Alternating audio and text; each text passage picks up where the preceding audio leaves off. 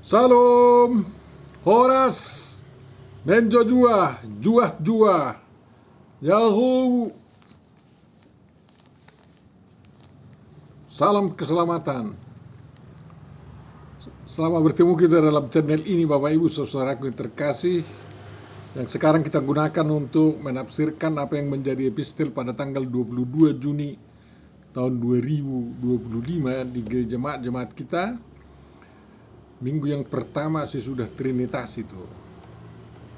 Mudah-mudahan Tuhan memberkati kita, dan mari kita saling membagikan video ini dan mengajak saudara-saudara kita subscribe. Terima kasih bagi yang sudah subscribe. Terpujilah Tuhan kita.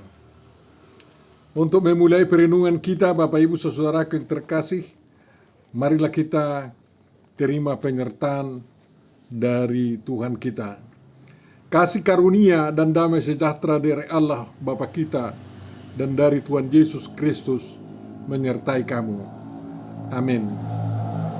Firman yang akan kita renungkan Bapak Ibu saudaraku yang terkasih ditentukan dari Mazmur 42, semuanya ayatnya 12 ayat,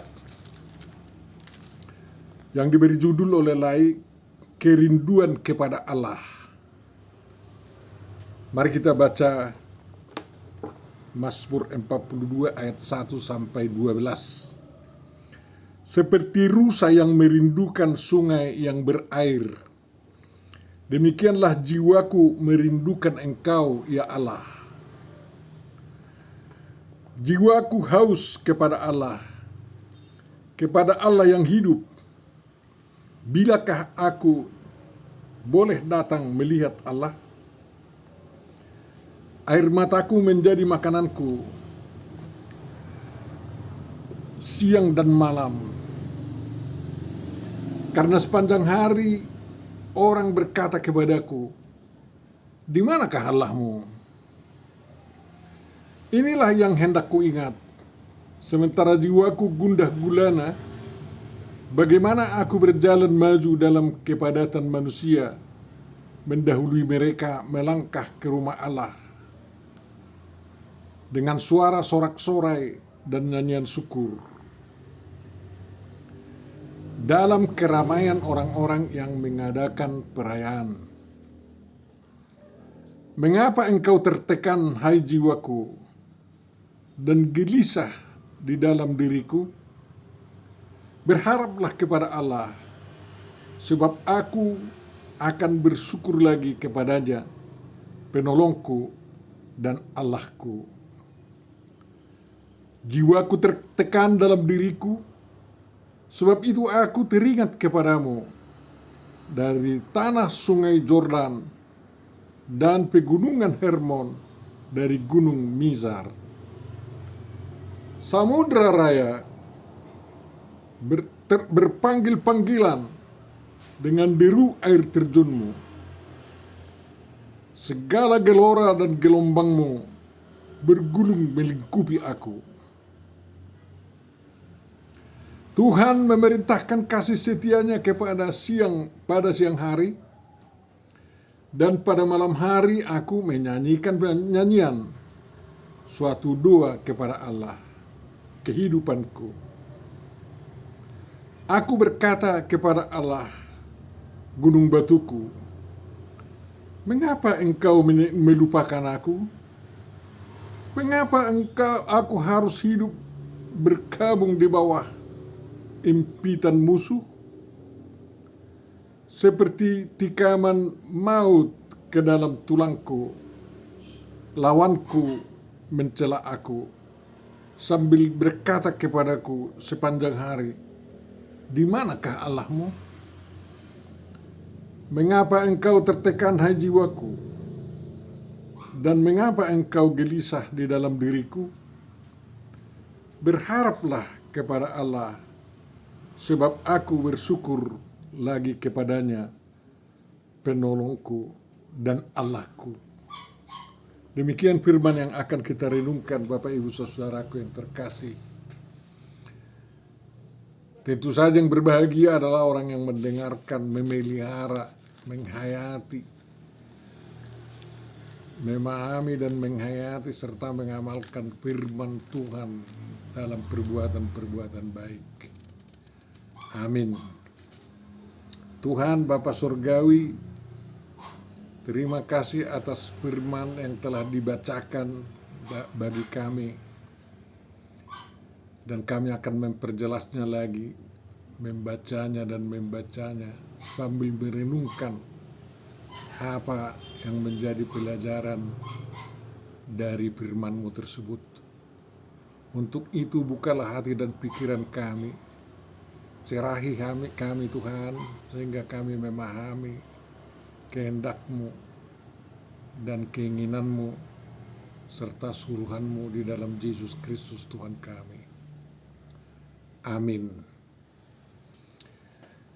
Tema yang diusulkan kepada kita Bapak Ibu Saudaraku mengatakan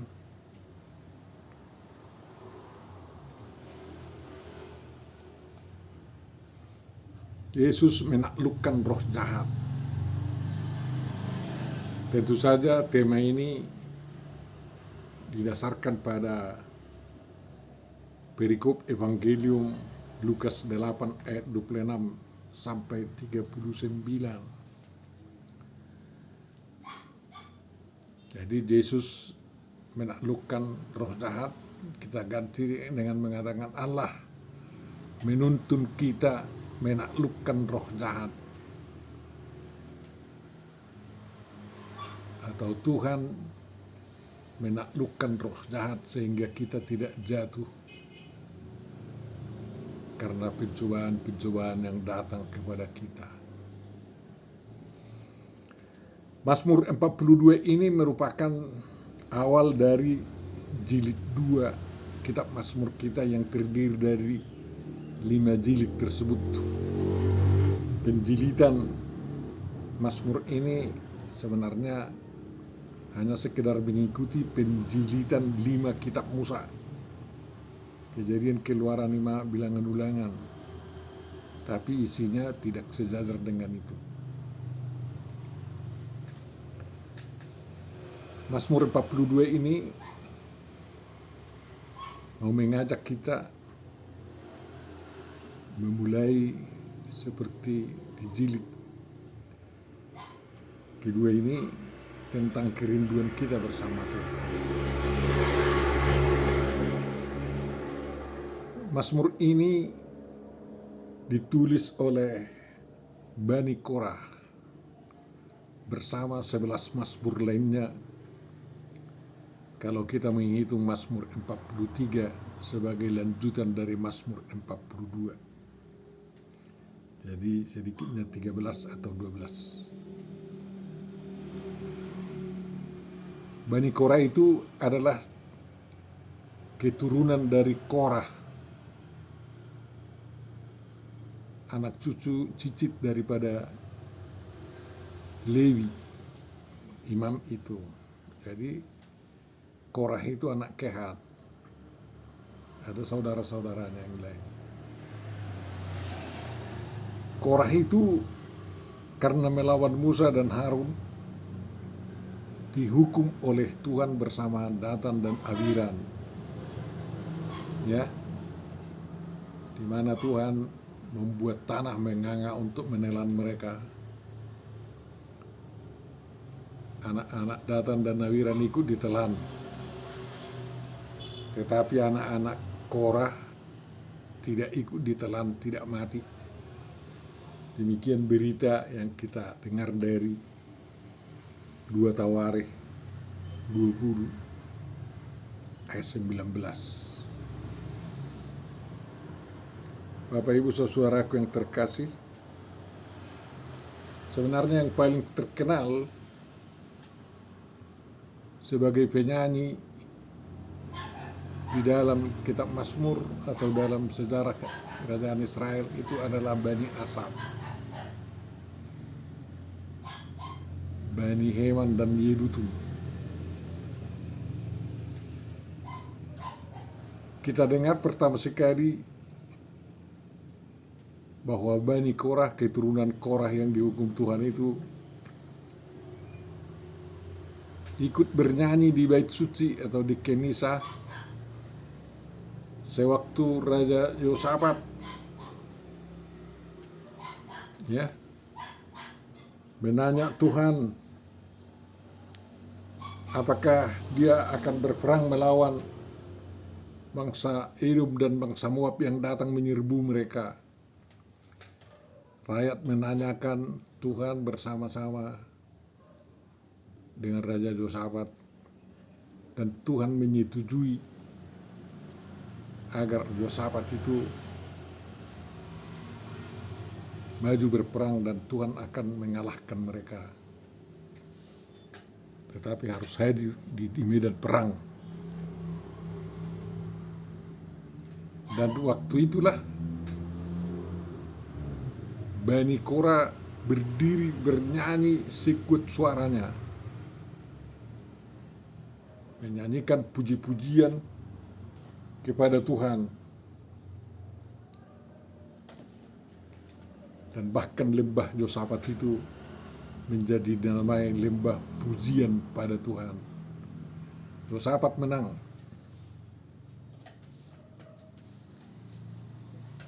Dari situ Bani Korah bersama Bani Asaf, Heman, dan Yedutun ikut mempersembahkan lagu-lagu pujian memuji Tuhan di Kenisa, di bait Allah.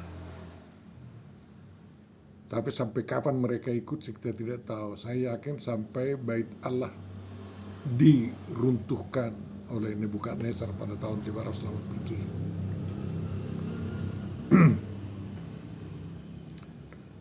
Bapak Ibu Saudaraku yang terkasih, Mazmur 42 ini sebenarnya terhitung sebagai Mazmur perseorangan. Karena Mazmur di sini berkata, jiwaku, memakai orang pertama tunggal. Tetapi kalau semua yang membacakan Mazmur ini bersama-sama mengatakan, jiwaku haus kepada Allah yang hidup, berarti semua kumpulan orang berjemaah itu memazmurkan ini sehingga menjadi mazmur bersama. Dan semua jemaah yang beribadah mengikuti pergumulan jiwa yang terjadi atau dialami oleh Bani Korah ini. Ada nyanyian tanah kering merindukan hujan. Tapi yang paling terkenal, seperti rusa rindu kan sungaimu jiwaku, katanya. Mengapa seperti rusa? Rusa yang hidup merindukan sungai yang berair. Dan bukan rusa yang mati. Rusa di Tanah Yehuda hidup di padang belantara yang sangat jarang hujan. Dan kalau datang hujan memang mereka agak sejahtera lah. Tetapi kalau tidak datang hujan, sungai-sungai akan kering. Lalu banyak mereka yang berbondong-bondong ke tepian sungai Yordan atau ke tepian Danau Galilea. Dan kebetulan tidak ada bahaya di sana. Rusa bukan sembarang hewan yang harus diburu, termasuk yang dilindungi itu, walaupun bisa ditangkap. Tapi rusa yang hiduplah yang merindukan Allah yang hidup. Kalau soal sungai kering, sungai menjadi kering, itu sudah biasa di dunia ini. Dan jangan cari sungai yang kering. Harus sungai yang berair, bahkan mata air. yang ada mata air di padang gurun itu. Lebih penting air daripada makanan lain. Orang bisa hidup 40 hari, 40 malam tidak makan apa-apa asal bisa minum air. Tetapi orang sangat jarang yang hidup sehat kalau tidak minum air selama 1 minggu. Ingat, rusa yang hidup, yang bergumul mencari air yang hidup, itulah gambaran daripada umat percaya yang hidup dan mencari Allah yang hidup. Jangan cari Allah yang mati. Ada Allah yang mati sekarang ini, banyak kali pengikutnya, tidak pernah turun ke bumi. Mengatakan firman-Nya pun harus melalui Jibril.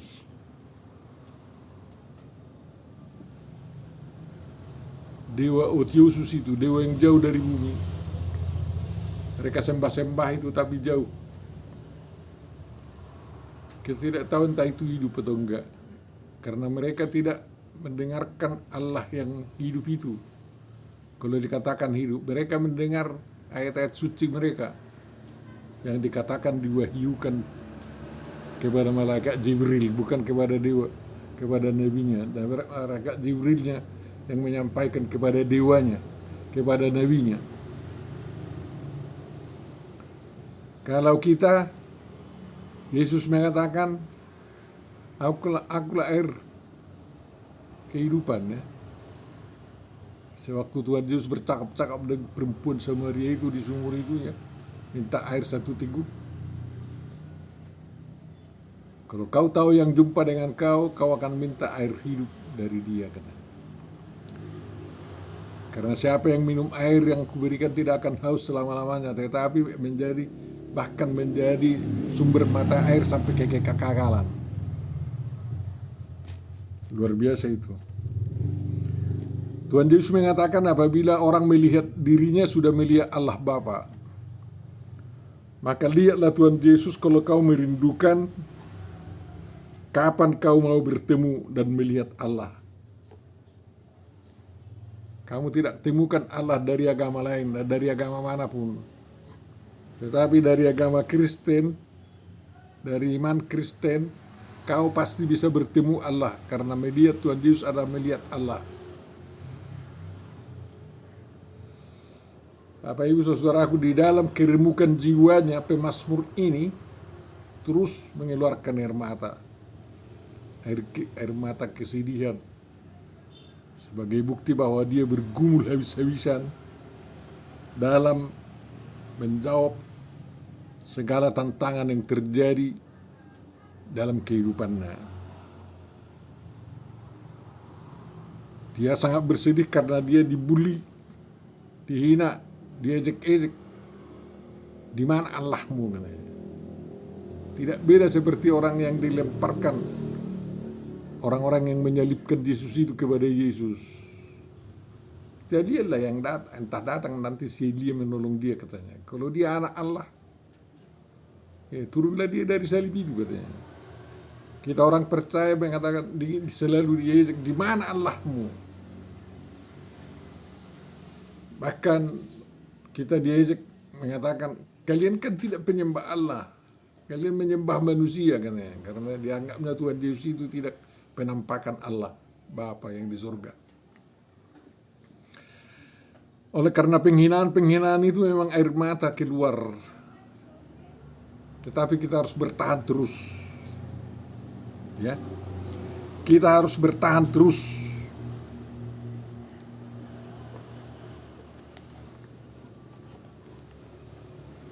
Orang berebut masuk ke bait suci dalam keramaian, bisa saja Tuhan tidak ditemukan di sana. Berjuta-juta sekarang orang mengelilingi gedung batu. Tapi masih dipertanyakan apakah Tuhan mereka temukan di sana. Yang saya tahu dulu yang ditemukan di situ gambar bayi Yesus dengan ibunya Maria. Tapi sayang udah dibuang. walaupun mereka memuliakan Isa Al-Masih. Sungguh susah memang menemukan Tuhan walaupun di dalam keramaian orang-orang beribadah. Karena Tuhan mau bertemu secara pribadi, lepas pribadi, kepada setiap orang yang datang mencari Dia. Dan memang Dia sudah berjanji, ya, carilah Aku, maka engkau akan menemukan, katanya. Carilah Tuhan, maka engkau hidup. Oleh karena itu, pemazmur setelah menyadari ada Tuhan yang omnipresence, Maha Hadir, Immanuel bersamanya, sama seperti kita, Tuhan Yesus Immanuel selalu bersama kita dalam rohnya, maka dia mempertanyakan mengapa jiwanya tertekan, mengapa dirinya gelisah. Kalau Tuhan itu Immanuel bersama kita, tak perlu kita gelisah. Tak perlu jiwa kita tertekan. Tetapi betul-betul merasa lega. Karena apa? Kalau Tuhan kawan kita, siapa yang menjadi lawan kita? Enggak ada. Tentu saja kita berharap kepada Allah. Kita punya iman, kasih, dan pengharapan. Pengharapan yang benar, yakni mengharap kepada Allah, yang sekarang kita kenal di dalam Yesus Kristus. Dan Dialah yang sudah membuktikan dalam sejarah umat manusia, penolong manusia baik di bumi maupun di surga nanti. Maka kita dapat bersyukur kepadanya karena Dia adalah penolong kita dan Allah kita, Elohim kita, yang maha kuasa, yang maha pertama dalam hidup kita.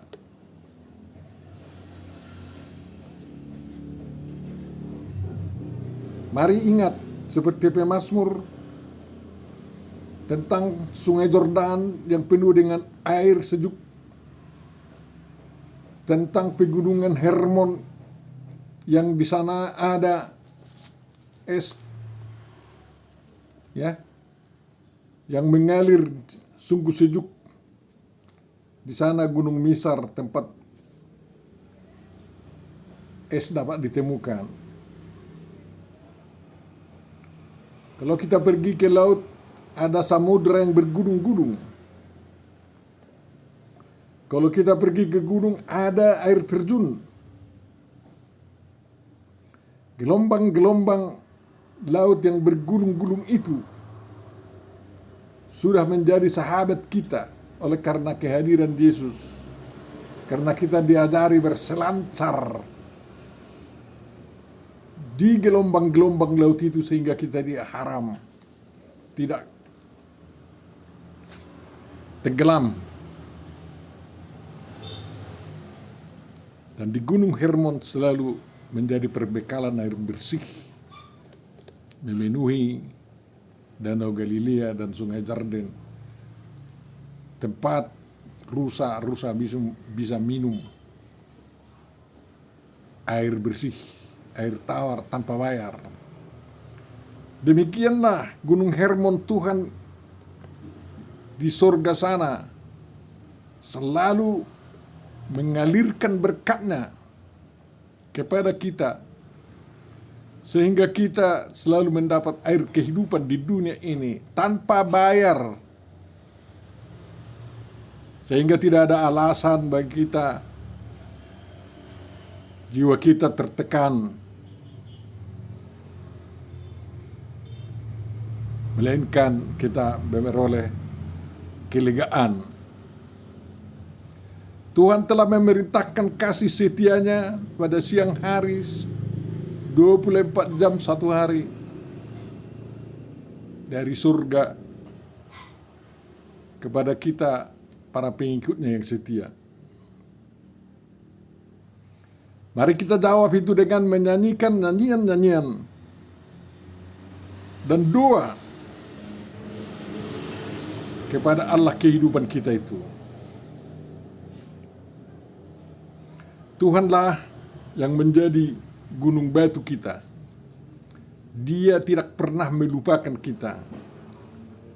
Dia membuat kita ini ibarat biji matanya yang tak terlupakan dalam dirinya, sehingga kita tidak beralasan lagi untuk berkabung karena impitan-impitan musuh dapat kita atasi.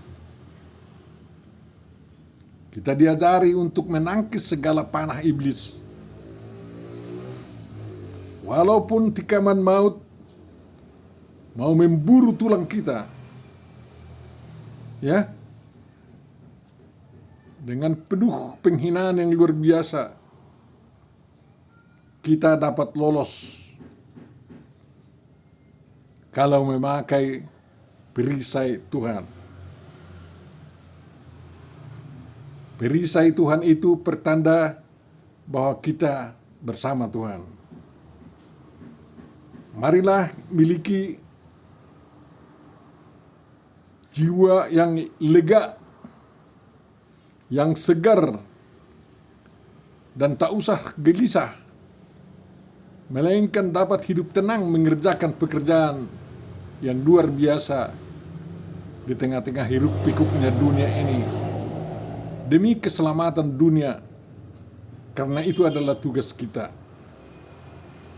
Teguhkanlah pengharapan kita kepada Tuhan, dan jangan lupa bersyukur kepadanya, karena Tuhanlah yang kita kenal dalam Yesus Kristus itu, yang bersama kita dalam Roh Kudus-Nya, penolong kita dan Allah kita. Berbahagialah yang selalu Immanuel, yang selalu bersama Tuhan. Amin. Terima kasih ya Tuhan atas renungan yang sampai kepada kami. Mudah-mudahan kami tertolong dengan perenungan kali ini, sehingga kami benar-benar dapat air kehidupan yang melegakan kehausan kami dalam segala pergumulan hidup kami. Kami serahkan perjalanan bangsa kami ke tangan-Mu ya Tuhan. Lindungi bangsa kami dari bahaya perpecahan, dari perang, tetapi berikanlah kekompakan kepada seluruh pemimpin bangsa kami. Tumbuhkanlah rasa saling mengasihi di antara mereka, sehingga kami rakyat ini pun bisa saling mengasihi sebagaimana Engkau inginkan di suatu bangsa yang besar, yang akan memuliakan nama-Mu dengan berbagai cara yang telah Kau tanamkan kepada bangsa ini. Sempurnakan doa kami Tuhan, kami memohon kabulkanlah itu dalam Yesus Kristus Tuhan dan Juru Selamat kami. Amin.